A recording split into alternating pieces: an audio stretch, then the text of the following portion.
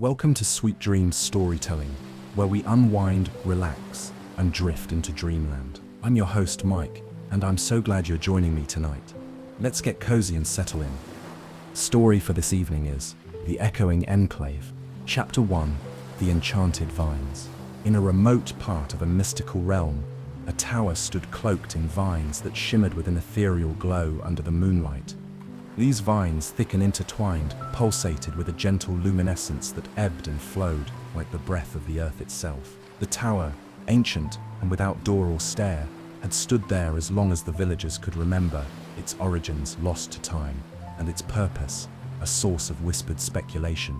Within the highest chamber of this solitary tower lived Serene, whose beauty was as legendary as the isolation imposed upon her. Her hair, woven with the stardust of midnight skies, cascaded in silken waves down the side of the tower. It was said that her hair could heal the sick and mend broken hearts, but none had seen her up close, only the glimmer of her silhouette against the lone window. Serene had spent her years under the watchful eye of Morwen, a mage of great power and cunning. Morwen visited under the cloak of dusk, riding the currents of a shadowy breeze. Her eyes, like twin moons, were fixated always on the youth and vitality that Serene's magical hair provided. Each visit, she would climb the woven strands of starlight, entering the chamber with a mixture of reverence and greed. "Good evening, my child," Morwen would begin, her voice a melody of warmth and coldness intermingled. She carried with her an ancient urn, crafted from the midnight ore of the mountains far to the north. Within this urn, she collected strands of Serene's hair, which she would later brew into potions that granted her the essence of eternal youth. Serene, wise beyond her years, yet innocent to the world beyond her window, often wondered about the lands that lay beneath the clouds. She had learned much from Morwen, not through teachings but through the stories inadvertently woven into her conversations. Tales of the emerald forests, the bustling marketplaces, and the vast seas painted her dreams with colors she longed to see with her own eyes. Every day, as the sun dipped below the horizon, Serene would sing. Her voice, a tapestry of hope and sorrow, drifted through the vines and down into the valley below. The villagers, who tended their fields and whispered of the tower's mystery, would pause in their labors to listen, finding peace in her melancholy melodies. The vines themselves seemed to listen, swaying gently, rustling with a sound like whispered secrets. They grew not out of the earth, but from the very stone of the tower, fed by an ancient magic that was bound to the fate of the girl within. It was this magic that kept her captive, and this magic that promised her escape, should it ever find a reason strong enough to challenge the will of Morwen.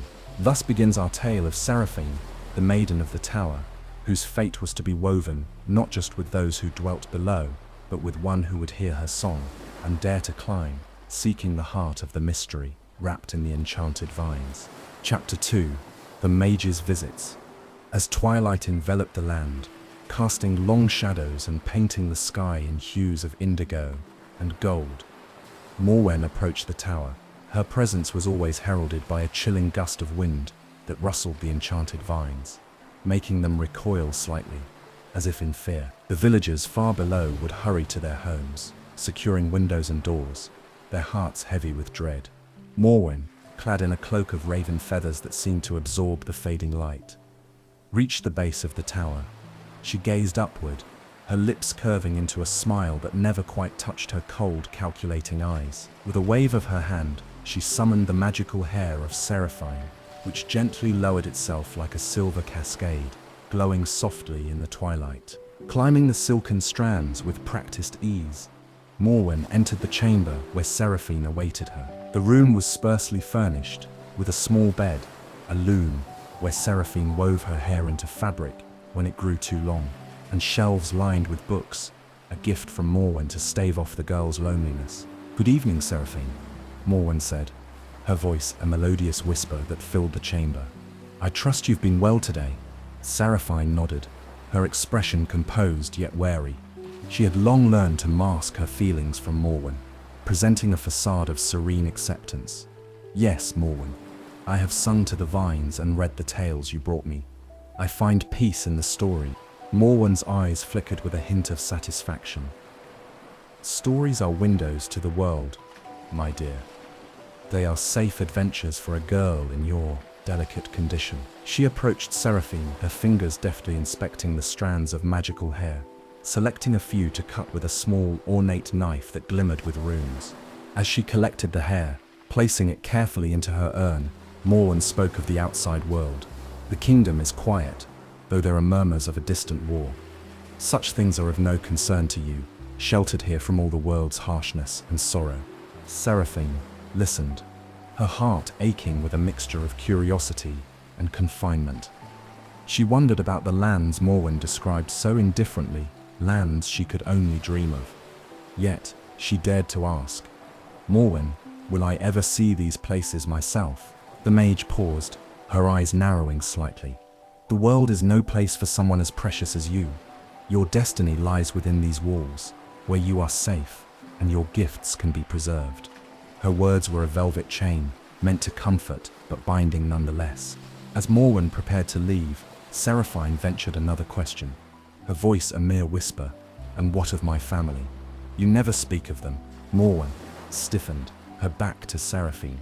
"They wanted this for you, a life of safety and significance. Remember, you are not a prisoner, but a guardian of a powerful gift." With those words, she descended the hair, leaving Serene alone with her thoughts in the echoing silence of the chamber. That night, as the moon cast its pale light through her window, Serene pondered Morwen's words. She felt the weight of her isolation more acutely than ever, yet within her stirred a flicker of resolve. Morwen's answers only fed her growing desire for freedom, a desire that would soon find an echo in the heart of someone who listened to her songs, not with fear but with fascination. Chapter 3: Songs of Solitude. High above the forests and fields, in the topmost chamber of the enchanted tower, Serene found her solace in music. The room, with its single window framed by the ever-glowing vines, became her sanctuary, her stage, and at times her prison. Here she filled the echoing silence with her voice, crafting songs from the stories she read and the dreams she harbored. Each morning began with a ritual of grooming her magical hair, which grew a foot overnight, a shimmering cascade that seemed to capture the essence of starlight. As she braided and coiled it, her thoughts turned to melodies, and soon her voice would rise in song, spilling from the window and cascading down the tower's vast height. Her songs were a mix of longing and hope, imbued with the magic of her hair. The villagers working in the fields below came to expect her daily concerts. The melodies floated down to them, stirring emotions and easing the burdens of their daily toils. Children would stop their play to listen, and even the cynical old ones would pause, a distant look in their eyes, as her voice reminded them of something half-remembered, half-dreamt. But for Serene, these performances were her only means of touching the world beyond her confines. With each note, she sent out her desires and dreams, hoping that somehow they would find a way to bring her freedom. One particularly clear day, as she leaned out of her window to watch the sunset paint the sky in vibrant oranges and pinks, her usual repertoire felt insufficient to express the stirrings of her heart. Inspired by the beauty of the twilight and a tale she had read the previous night about a wandering hero who defied fate, she began to craft a new song. This melody was different. It was more than a song of beauty or longing. It was a call to action. Her voice, clear and resonant, wove through the chords of her new song, reaching out into the dusk. The song told of a captive bird who sang of the world she had never seen, of the storms she had never felt, and of the seas whose salt she could only imagine. It spoke of her yearning to fly beyond her cage, to see the lands that lay beyond her dreams. As the last notes drifted on the evening breeze, Serene felt a strange sensation, a connection as if her song had touched something or someone who understood her longing. Unbeknownst to her, at the edge of the woods, a figure halted, struck by the beauty and sorrow of her music. It was Rowan, the wandering minstrel, whose life was about to become inextricably linked with the girl in the tower. That night, as Serene lay in her bed, she felt a shift within her, a lightness that had not been there before. Her songs of solitude had reached the right ears, and soon they would set into motion events that could alter the course of her life. Her heart fluttered with a mixture of hope and fear, for change was both a promise and a threat. Chapter 4: A Melody on the Wind. Rowan, a wandering minstrel with a lute slung across his back, and a curiosity as vast as the lands he traveled, was making his way through the thick forests that bordered the mystical realm of Seraphine's tower. His life was a tapestry of roads less traveled and songs sung under starlit skies. Rowan was no stranger to tales of magic and mystery, but nothing had prepared him for the haunting melody that drifted through the trees on a gentle evening breeze. The song, laden with longing and a soulful sorrow, seemed to tug at his very essence. Rowan paused, his heart caught in the grip of the music. He had heard many things on his travels, songs of celebration, mourning, and everything in between, but never one that felt as if it was reaching out, calling for someone to listen, to understand. Compelled by a force he couldn't explain, Rowan followed the melody. With each step, the song grew stronger, guiding him through the woods until he came upon a clearing. There, against the backdrop of the setting sun, stood the tower. It was wrapped in glowing vines that pulsed softly with a magical luminescence. The sight of it was like something from a dream, and atop this surreal structure, he could just make out the silhouette of a figure at a window, the source of the song. Rowan stood transfixed, his eyes fixed on the tower as the last notes of the song faded into the twilight. He knew in that moment that this was no ordinary place, and the singer was no ordinary person. His life as a minstrel had taught him to listen, not just to the notes, but to the story woven within them. This song told of captivity, of a beautiful soul trapped and yearning for freedom. Night began to fall, and with it came a decision. Rowan could continue on his path, leaving the mystery of the tower and its occupant behind, or he could stay and learn more. His heart, ever the leader of his ventures, made the choice simple. He set up camp at the edge of the clearing, determined to hear the song again, to meet the singer whose voice had called to him so powerfully. As the stars began to dot the sky, Rowan took out his lute and began to play a response to the song he had heard.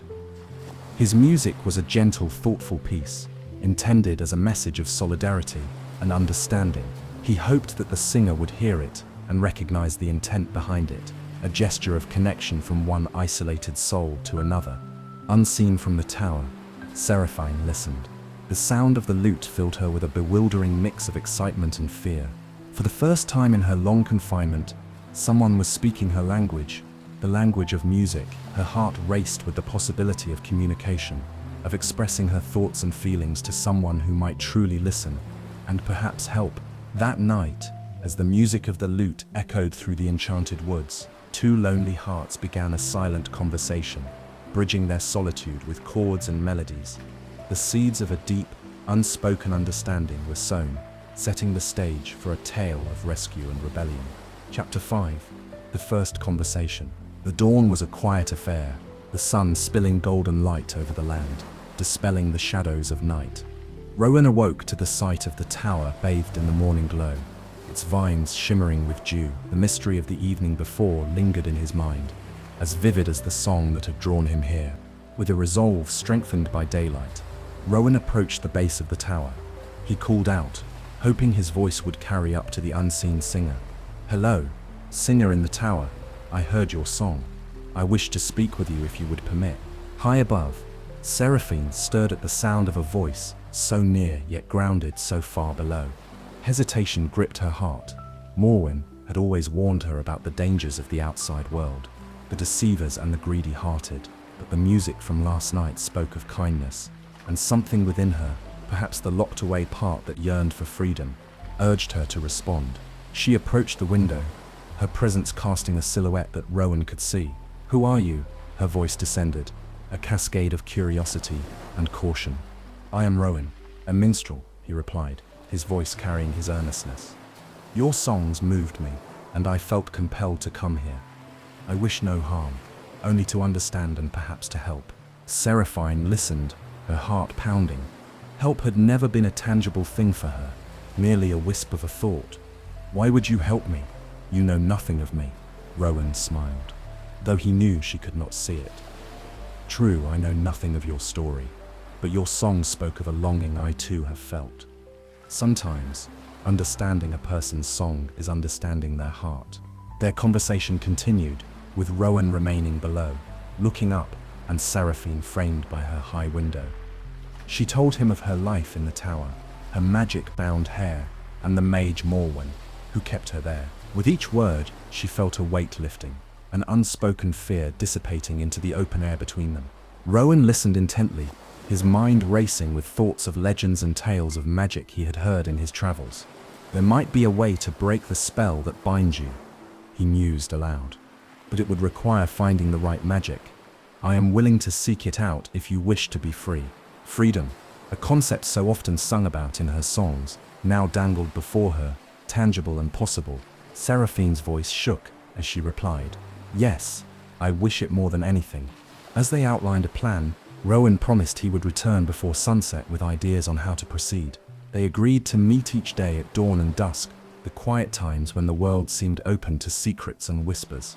As Rowan walked away from the tower that morning, his heart was full of purpose, and in the tower Serene felt the first stirrings of hope. They had forged a bond, not just of potential rescue, but of shared understanding and mutual respect. A bond that would be tested in the days to come. Fae, Chapter 6, Plans of Escape. As the day waned into a soft twilight, Rowan returned to the base of the tower, his mind teeming with plans and possibilities.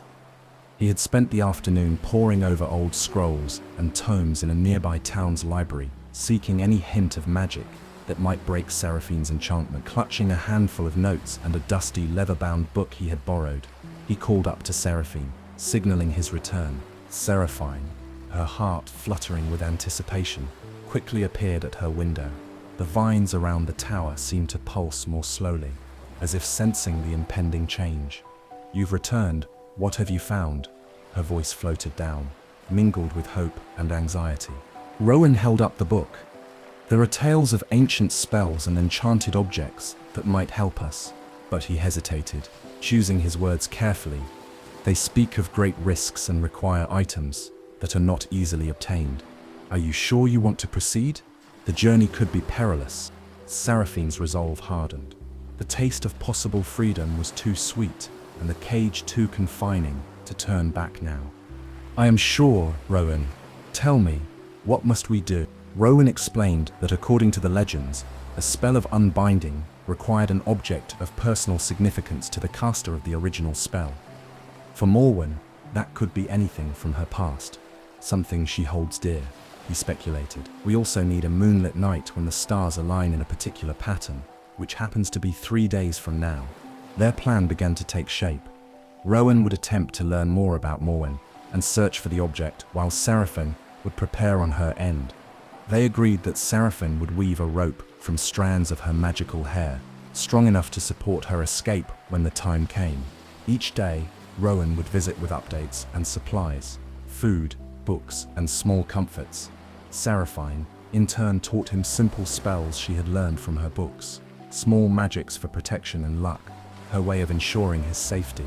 Their meetings grew longer, their conversations deeper. They shared stories of their lives, dreams they had harbored, and fears they now faced.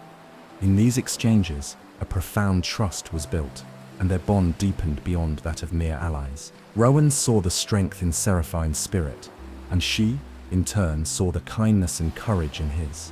On the eve of their planned escape, as the stars began to twinkle in the dusky sky, they reviewed everything once more.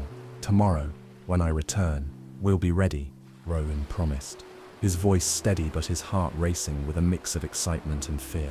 Serapine nodded, her silhouette framed by the starry sky. "I will be ready," she affirmed, her voice a whisper against the rustling of the vines.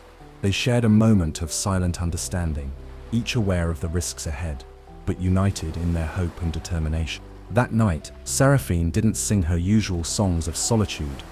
Instead, she sang a song of farewell to the tower, to the vines and to the life she knew, a song of hope for the future and a prayer for the journey ahead.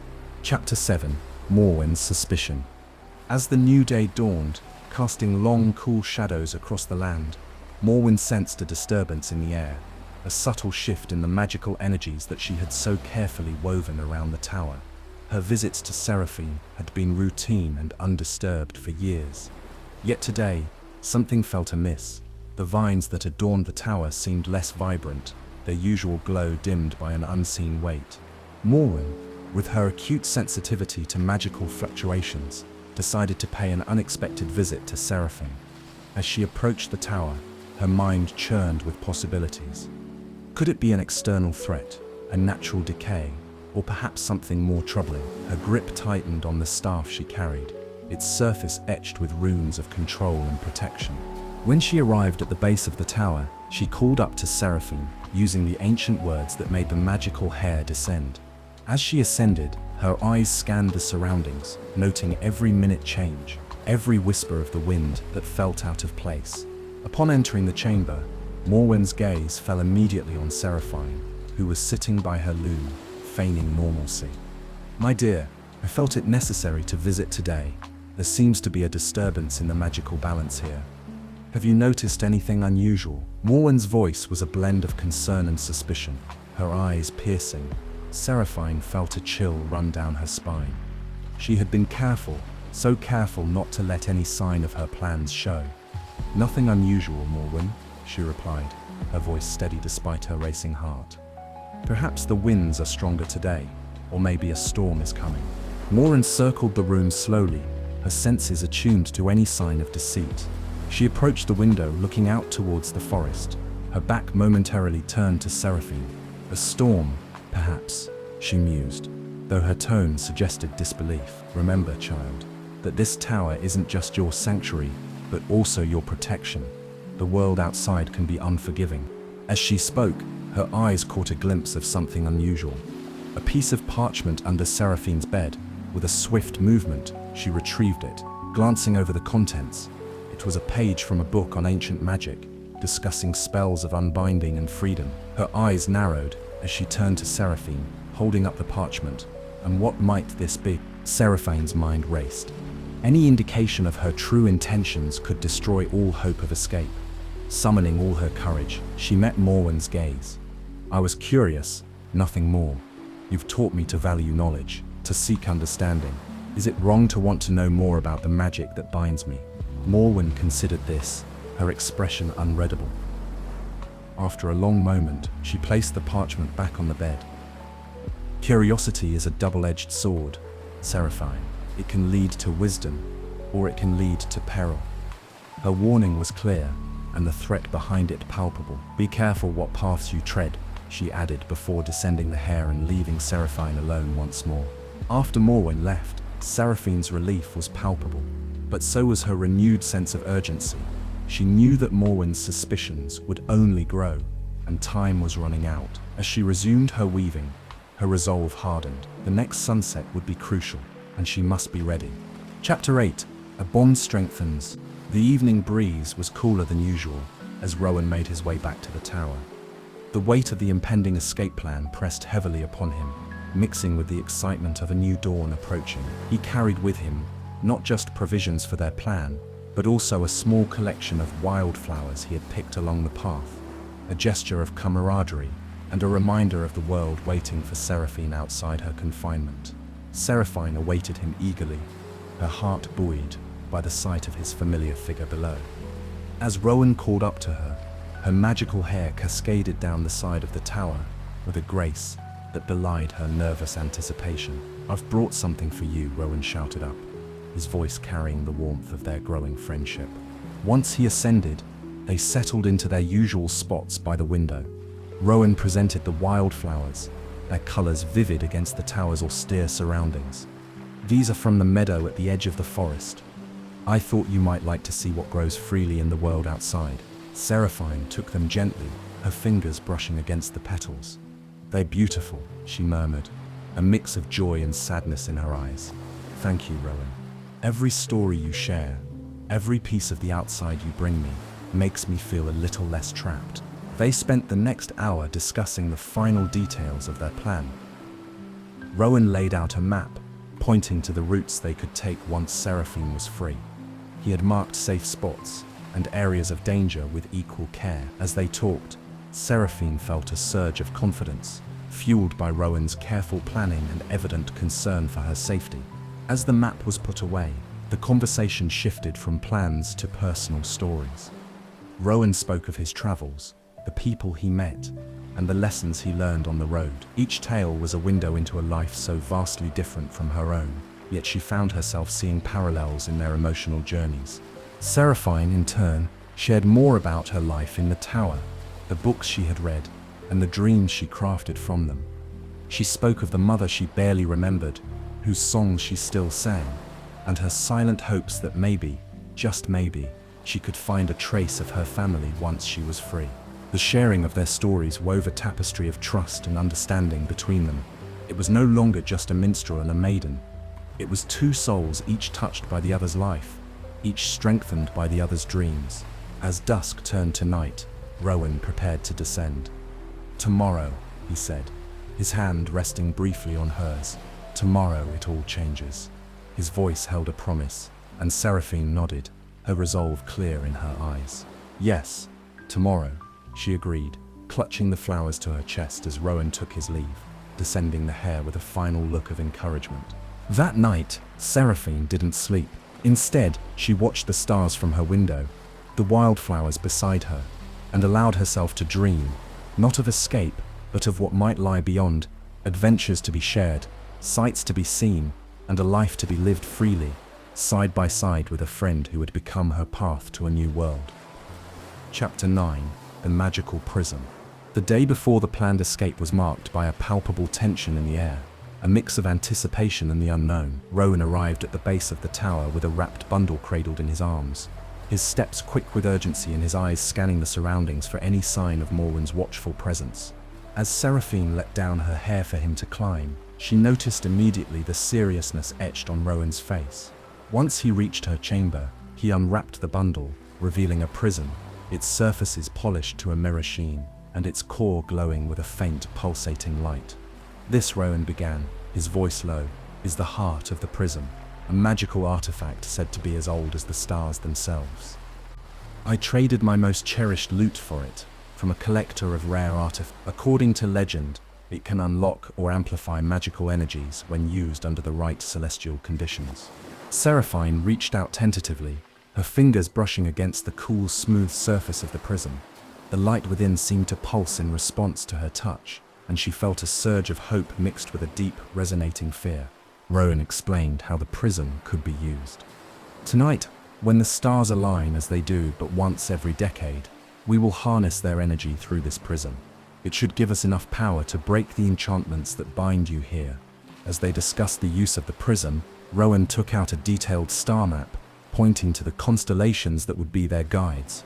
"We need to place the prism at the highest point in this tower, just as the constellation of the Liberating Maiden reaches its zenith. This alignment, combined with your magical hair, should create a powerful, unbinding spell." The afternoon passed, with the two rehearsing their actions for the evening. Serene practiced channeling her magical energies through the prism, while Rowan double-checked every possible detail, from the positioning of the stars to the escape route they would take once the spell was cast. As evening approached, tension turned to focus, and their preparations culminated in a quiet confidence. They shared a simple meal, speaking little, each lost in their thoughts about the night ahead, and the myriad possibilities it held. With the sky darkening to a deep velvet blue, speckled with stars, the time had come. Rowan and Serene climbed to the topmost part of the tower, the prism cradled carefully between them. As they set the prism in place, the tower seemed to sense the impending change, the enchanted vines shimmering with an intensity that hadn't been seen in years. Rowan guided Serene through the spell, their voices merging into a single harmonious incantation. As the constellation aligned perfectly above them, the prism began to glow brighter, its light expanding to envelop them both. The ground beneath them trembled slightly, a sign of the spell taking effect. The enchanted vines began to retract, slithering away from the tower walls, their luminescence fading with each passing second. As the last of the spell was cast, a profound silence fell over the tower. Serene and Rowan exchanged a look of mingled triumph and awe, their breath visible in the suddenly cold air. The bonds were broken. The path to freedom lay open. Chapter 10. The Weaving of the Ladder. The night after the magical prism had done its work, the atmosphere in the tower was electric with anticipation. Serene and Rowan were now poised on the brink of escape, aware that the toughest part of their plan was yet to come. Under the soft glow of the fading magical vines, Serafine sat at her loom, her fingers deftly working the strands of her own silvery hair into a long, sturdy rope.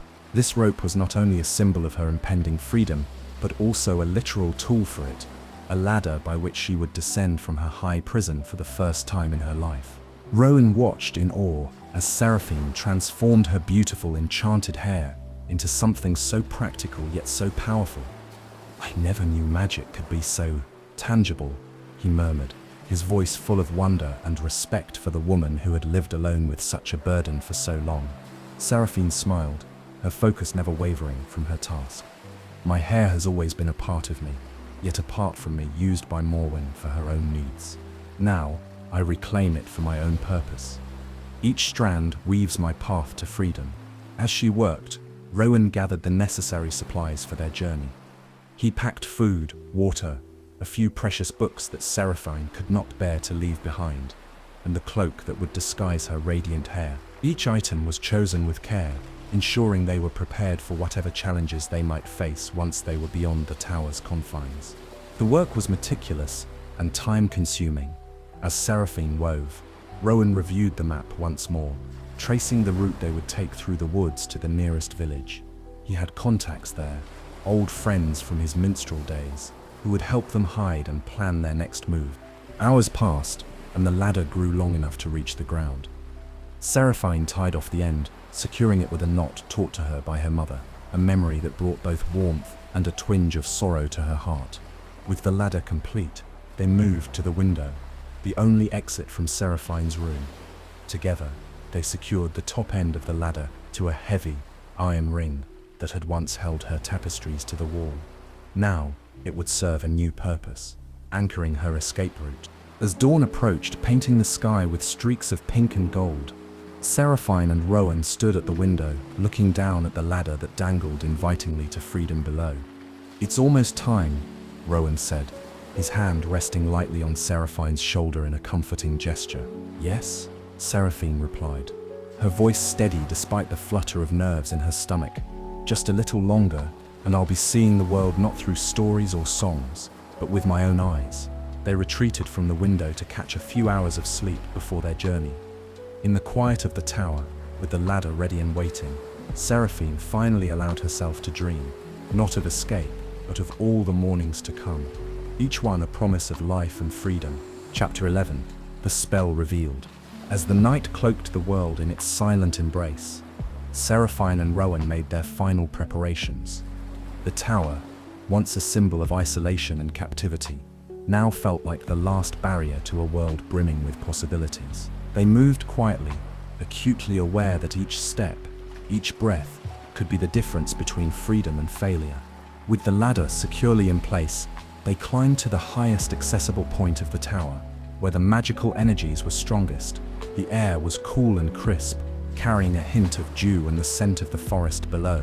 Above them, the sky was a tapestry of stars, each one a silent witness to the unfolding drama. Rowan set the prism at the very edge of the windowsill, aligning it with the celestial map he had studied. The constellations were just beginning to align, and the moment to act was near. "Are you ready?" he asked Serafine, his voice barely above a whisper. Serafine nodded, her eyes reflecting the starlight. "I've never been more ready for anything in my life," she responded, her voice tinged with excitement and a trace of fear. Together they began the incantation, the words echoing softly between them.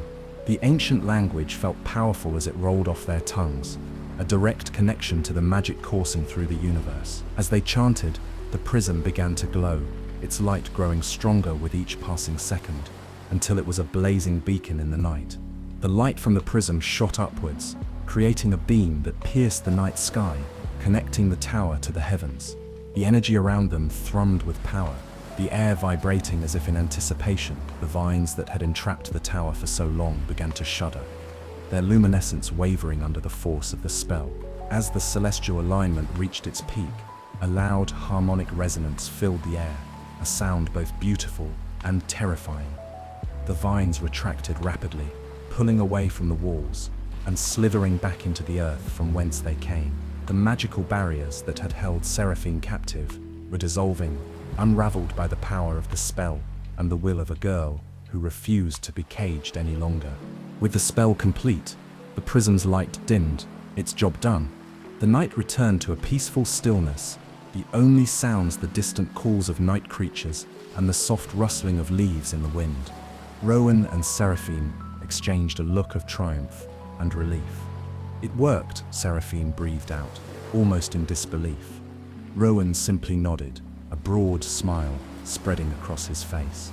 They hurried back to the window, where the ladder waited. Serene took a deep breath, looking down at the path to freedom that she had woven with her own hands. With Rowan by her side, she climbed onto the sill, her heart pounding with exhilaration. "Let's go," Rowan said, offering his hand. Serene took it, and together they began their descent down the ladder, leaving behind the tower that had been both her prison and her home. As they made their way down, the first hints of dawn began to color the eastern sky. A new day was breaking, symbolizing the new life that awaited them both beyond the confines of the enchanted tower. Chapter 12: The Escape. As Serene and Rowan descended the ladder, the world below seemed to open up before them, like the pages of one of the books Serene had so often read. Each step down brought a rush of new sensations: the cool morning air, the scent of the damp earth, and the chorus of morning birds. For Serene, every detail was a wonder, each breath an embrace of freedom. Reaching the ground, Serene stepped off the ladder and onto the soil for the first time. She paused, letting the reality of the moment sink in. She touched the ground tentatively with her bare feet, feeling the cool grass between her toes. "I'm really here," she whispered, a mix of joy and disbelief in her voice. Rowan watched her with a smile, understanding the profundity of this moment for her. "You are," he affirmed, "and there's so much more to see." But the urgency of their situation soon pulled him back to reality. "We should move quickly, though. It won't be long before Morwen realizes what has happened."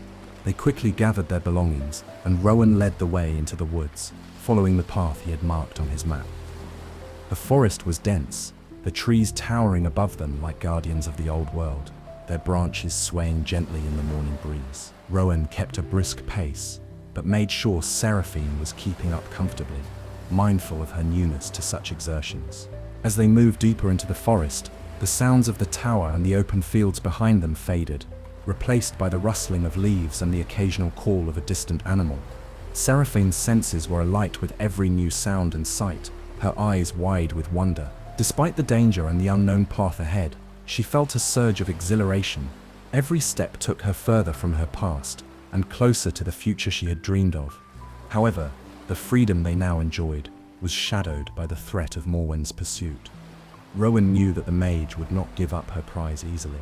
He glanced back occasionally, watching for any signs of pursuit, his hand resting on the dagger at his belt, ready to defend Serene if the need arose.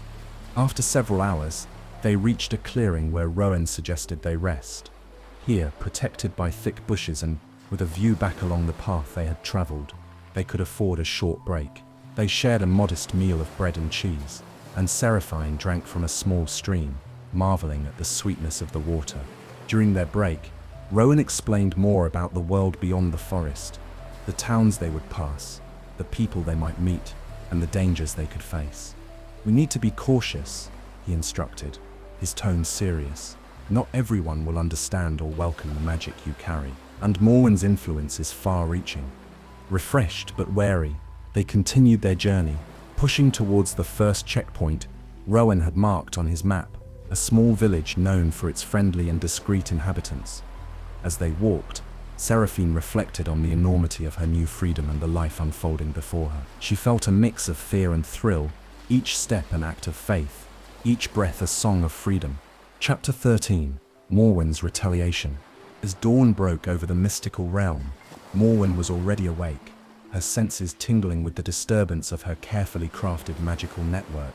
She had sensed the unraveling of the spells around the tower, even before her informants could bring her the news. The mage's face was a mask of fury and betrayal as she prepared to take action. Clad in her dark robes, Morwen approached the now vineless tower. The sight of the empty shell, once her stronghold of power and control, only fueled her wrath. Her eyes, cold and sharp, scanned the surroundings, picking up the faint traces of magic that lingered in the air. the remnants of the spell that had set Serene free. Using a small, intricate device, a compass that pointed towards magical disturbances, Morwen tracked the direction in which Serene and Rowan had fled. Each step was measured and precise, her mind working through the possibilities of their route and her strategy for recapture. As she followed their trail, Morwen muttered incantations under her breath, calling on lesser spirits of the forest to obstruct their path. She conjured brambles that sprouted rapidly, growing across old paths and creating barriers that would slow them down or hopefully injure them. However, Morwen knew that physical obstacles alone would not be enough to stop someone as determined as Serene. She reached into the deeper realms of her magic, casting a spell that would cloud the minds of those who aided them, making it difficult for the fugitives to find refuge or help. Meanwhile, Serene and Rowan, unaware of the specific dangers trailing them, felt a general sense of unease. The forest seemed darker, the path more treacherous, and the friendly calls of the forest creatures were now silent. Rowan, sensing a shift in the environment, increased their pace, his eyes constantly scanning the dense foliage for any sign of trouble. As they neared the village that was to be their first sanctuary, Morwen's spells took a more dangerous turn. She summoned a tempest, a fierce storm that would not only hinder their progress, but also serve as a cover for her final approach. The winds picked up, and dark clouds rolled across the sky, an ominous echo of her rage. Serene, though tired and scared, felt a surge of determination. The harsher the journey became, the more she realized the value of the freedom she now fought to keep. She clung to Rowan's side, her resolve hardening with each step they took together. In the village, a beacon of light against the storm, their arrival was marked by wary but compassionate faces. The villagers, simple folk who often stayed clear of magical entanglements, could not turn away from the evident distress and desperation of the young woman and her companion. They offered shelter, their homes a modest defense against the wrath of a mage scorned. Back in the heart of the storm, Morwen prepared for her final move. Her eyes glowed with a fierce light, her power reaching its peak as she approached the village. The showdown was imminent, and the stakes were nothing less than total control or absolute freedom. Chapter 14: Freedom's First Dawn. The storm had passed, leaving the village shrouded in a quiet, dew-laden peace that belied the tumult of the night before. The first light of dawn crept over the horizon, casting golden hues across the landscape and illuminating the faces of Serene and Rowan as they stepped outside the small cottage where they had found refuge. Serene stood in awe, her eyes wide with wonder at the simple beauty of the sunrise, a sight she had never witnessed from her vantage point in the tower. The world around her was vibrant, filled with colors more vivid than any book had described or her imagination had conjured. She breathed in deeply, the fresh, earthy scent of the wet ground and blossoming flowers filling her senses. Rowan watched her with a gentle smile, his heart lightened by the sight of her joy. "It's beautiful, isn't it?" he asked, his voice low in the quiet of the morning. "It's more than that," Serene replied, her voice filled with emotion. "It's a new beginning." Her gaze turned to Rowan, gratitude and a newfound strength shining in her eyes. "Thank you for everything." The villagers began to stir, emerging from their homes with cautious smiles and nods of greeting towards the pair. The storm had frightened them, but the absence of Morwen's wrath this morning was a silent testament to the young woman's victory. Their food and fresh clothing, their simple kindness, a balm to Serene and Rowan's weary spirits. As they sat down to a modest breakfast with their hosts, the couple shared tales of the night's events, carefully omitting details that might bring unwanted attention to the villagers. Serene felt a connection to these people, a bond formed through shared peril and mutual support. After breakfast, Rowan discussed their next steps. "We should move on soon. It's safer to keep ahead of any further trouble Morwen might stir up." His tone was practical, but his eyes were concerned, protective. Serene nodded in agreement. "I want to see more of the world, learn how to live in it, really live, not just survive," she declared, her determination clear. "But I also need to be cautious, for both our sakes." They spent the morning preparing for departure, packing supplies and plotting their route. The villagers, understanding the need for discretion, promised to speak little of the stranger's visit, wishing them well as they set off into the wider world. As they left the village, Serene felt a surge of excitement mixed with a twinge of fear. Every step was a discovery, every breath an adventure. She walked beside Rowan, her companion in escape, and now her partner in exploration, her heart full of hope for the future. The world lay open before them, filled with endless possibilities and paths to choose. As they walked, they spoke of dreams, of places to visit, people to meet, and lives to touch. Seraphine's magical hair, now cut shorter but still shimmering with latent power, was a reminder of her past, but also a symbol of her ability to effect change. As the sun climbed higher in the sky, marking the start of their first full day of freedom, Serene felt the weight of her old life, shedding with every step. The road ahead was uncertain, fraught with challenges no doubt, but she was no longer the girl in the tower. She was a woman who had fought for her freedom, and she was ready to face whatever came next with courage and an open heart. Chapter 15. A Healer's Path. With the open road stretching out before them, Serene and Rowan traveled through rolling hills and quaint villages, each step forging a path not only through the landscape, but also into the depths of Seraphine's identity. As they ventured further from the tower and the shadow of Morwen's influence, Seraphine's thoughts turned increasingly towards the potential uses of her magical hair, which, even cut shorter, shimmered with an inner light and retained its healing properties. One crisp morning, as they approached a small town nestled by a meandering river, they encountered a scene of distress.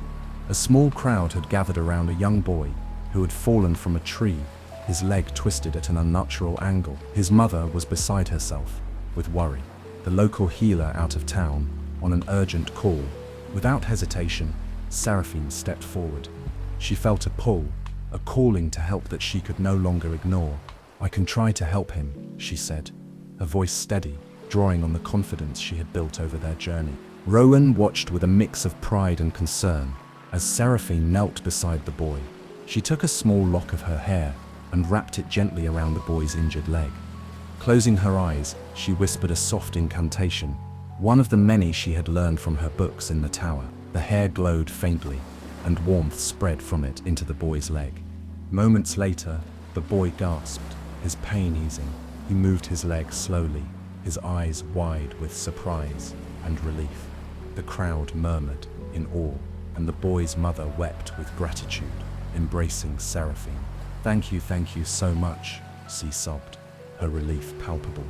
This moment, this act of healing, ignited something within Serene, a purpose she had not fully comprehended until now.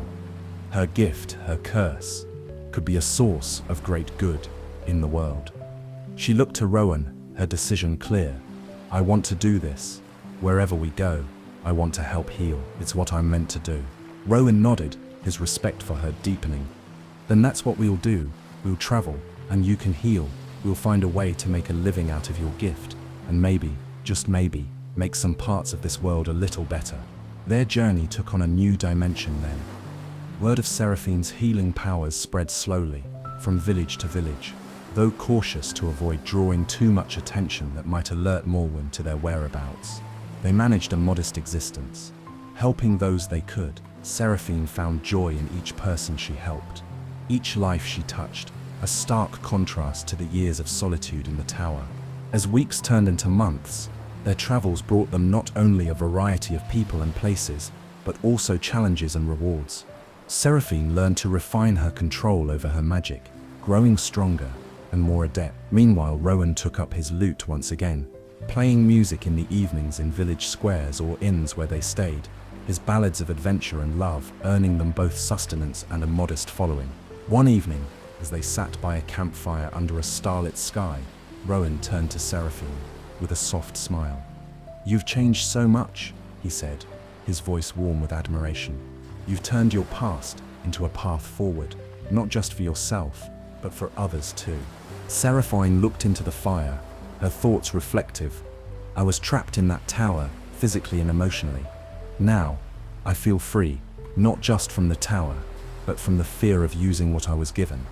I found my purpose, Rowan, and it's a path I never expected to walk." Together they looked up at the stars, their hearts full of hope and plans for the future. a future where Seraphine's healing hands would bring light to the darker corners of the world. Chapter 16. Rowan's New Melody. As their travels continued, Rowan found himself inspired not just by the landscapes and towns they passed through, but profoundly by Seraphine's transformation and the tangible impact of her healing. This inspiration began to seep into his music, changing the tenor of his melodies and the stories his songs told. In a small, bustling market town at the edge of a dense forest, Rowan and Seraphine decided to stay for a few days, drawn by the warm hospitality of the locals and the picturesque scenery. Here, amidst the daily bustle of life and commerce, Rowan felt a new song brewing, a song about Seraphine, about their journey, and about the magic of change. One evening, as the sun dipped below the horizon, painting the sky in strokes of orange and pink, Rowan took out his lute. They were in the town square, where they had set up a small makeshift stage. The locals gathered around, drawn by the promise of music and the mysterious allure of the healer and her minstrel companion. Seraphine sat beside him, her eyes reflecting the fading light, her face a calm sea of attentiveness. Rowan strummed the first chords, the notes clear and strong, echoing around the square. His voice joined the melody, singing of a tower bound by vines, of a girl with hair like the silver moonlight, and of a world waiting to be seen. The song spoke of their escape, the bonds broken by bravery and hope, and the paths they had walked together since. It told of the healing Seraphine brought into people's lives, her touch as gentle as spring rain, her presence as warm as the summer sun. It was a tribute to her spirit, a narrative of their shared adventures, and a confession of the deep bond that had grown between them. The townspeople listened, captivated by the blend of reality and romance in Rowan's song. Their applause at the end was hearty and genuine, filled with appreciation and a touch of wonder. Seraphine's cheeks flushed with a mix of pride and bashfulness as she looked at Rowan, her heart swelling with love and gratitude. After the performance, as the square slowly emptied and the night wrapped its quiet arms around the town, Seraphine turned to Rowan. "Your music, it's changed. It's deeper, richer. It's as if you've found a new voice," she observed, her voice soft. Rowan smiled, his eyes on the stars above. "I suppose I have," he agreed. "You've opened my world, Seraphine. You've filled it with stories worth telling, with songs worth singing. How could my music not change?" They packed up their small stage, ready to retreat to the inn where they were staying. As they walked, Rowan's hand found Seraphine's, their fingers intertwining naturally. "Where to next?" he asked, a playful note in his voice. Seraphine thought for a moment, then smiled. "Wherever the road leads, as long as it's with you." As they continued their journey, Rowan's new melody, a song of freedom and healing, became a recurring theme in their travels. It was more than music, it was a celebration of their life together, a life that danced gracefully between the notes of Rowan's lute and the light of Seraphine's touch. Chapter 17. A Guardian's Legacy. After months of traveling, healing, and sharing their stories through Rowan's songs, Seraphine felt a pull to revisit the tower that had once been her prison. She expressed this need to Rowan one evening, as they camped under a canopy of stars. "I need to see it again, to close that chapter of my life completely," she explained, her voice tinged with a mix of nostalgia and determination. Rowan understood her need for closure and agreed that returning might offer them both a deeper understanding of the journey they had undertaken. Together they set out towards the tower, traveling through the now familiar paths that had first marked their escape. As they approached the site, they noticed that the landscape had changed. Where once the ominous tower stood, surrounded by thick, magical vines, there was now a vibrant grove of trees, their leaves a lush green, flowers blooming at their bases. The tower itself was no longer dark and foreboding, but had become part of a thriving ecosystem, its stones covered in moss and creeping ivy, a symbol of nature reclaiming what was once suppressed. Seraphine felt a profound sense of peace as they walked through the grove. The air was filled with the scent of blossoms and the sounds of wildlife that had made this place their home. "It's beautiful," she murmured, taking in the transformation. "It's as if the magic of the place has been healed, just like the people I've helped." They found a spot near where the entrance to the tower once was and sat down to reflect. Seraphine reached out to touch the cool stone, feeling the pulse of life that now flowed through it. This tower was my cage, but it was also my sanctuary in some ways, she said thoughtfully. It kept me safe, but it also kept me isolated. Now, it's part of something bigger, just like me. Rowan took her hand, squeezing it gently. You've changed so much, Serene. You've turned your pain into a gift for others, and in doing so, you've transformed not just yourself, but the world around you. They spent the day at the tower, walking among the trees and reminiscing about their past adventures. As the sun began to set, casting a golden glow over the grove, Serene felt a sense of completion, of a circle closed. I was a guardian of a magical gift, but I was also a prisoner of it, she reflected aloud. Now, I feel like a true guardian, one who protects and nurtures life, not just here but wherever we go. As they prepared to leave, Serene looked back at the tower one last time. Goodbye, she whispered, not with sadness, but with gratitude for the journey it had precipitated. Turning away, she and Rowan walked back through the grove, hand in hand, ready to continue their travels and their mission to heal and inspire. The legacy of the tower, like Serene's own legacy, was one of transformation, a reminder that even places and people marked by darkness can find light, can change, and can grow. It was a lesson she would carry with her, a story she would continue to tell through her healing and through the songs she and Rowan shared with the world. Chapter 18. Echoes of the Enclave. As the days turned into weeks and the weeks into months, Serene and Rowan continued their travels, each town and village leaving its mark upon their hearts. They had become well known in many circles, not just for the healing Serene brought or the beauty of Rowan's music, but for the hope they inspired in others. People began to talk of the healer and the minstrel who could mend both bodies and souls. One crisp evening, as they sat by the fire outside their modest camp, the sky clear and the stars bright above them, Rowan turned to Serene with a thoughtful expression. Do you ever think about how far we've come? He asked, tossing a small stick into the flames. Serene smiled, watching the sparks fly up into the night sky. All the time, she replied. I used to dream about the world from my window in the tower. Now, those dreams are my reality. It feels surreal sometimes. Rowan nodded, his eyes reflecting the firelight. You've changed so many lives, Serene, not just through your healing, but by just being you, by showing that change is possible, that freedom is worth the risk. And you, Serene turned to face him fully. You've told our story through your songs. You've spread our message far wider than I ever could alone. We're a team, aren't we? Always, Rowan affirmed, reaching out to squeeze her hand. Their conversation drifted to the future. Serene expressed a desire to perhaps settle down eventually, to build a place where people could come to them for healing and comfort. A sanctuary, she mused, not unlike my tower, but with its doors wide open. Rowan loved the idea. A sanctuary for all, a place of healing and music, where no one is held against their will, where freedom and care coexist. Let's do it. Let's make it a reality. As they planned, they spoke of locations, of the structure they would build, and the people they would invite to join them in their mission. The fire burned lower, and the night grew deep, but their spirits were alight with possibilities. The following morning they broke camp at dawn, the air fresh with the promise of new beginnings. They walked side by side, their steps in sync, toward the next village, toward the next person in need, toward the next chapter in their lives. As they walked, Serene looked back once, not out of regret, but to acknowledge how far she'd come.